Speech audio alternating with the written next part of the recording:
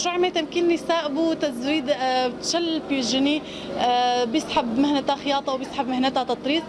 تدريب مهكي بنسر المبادئ الأساسية شلو بخيتين طبعا بري وينا مجموعة ورشاك سر حقوق الإنسان شكر تركيز سر حقوق المرأة يعني أفجني جهات ورشة دربين عملي جمون سير معرفي تجيبوا بأهمية حقوقهم أهمية تدفي وقت ده إنه مهناك جمون هبه بحاول نخبي بعيشين وأسرتها خبي بعيشين مشروعي ما مهكي طولي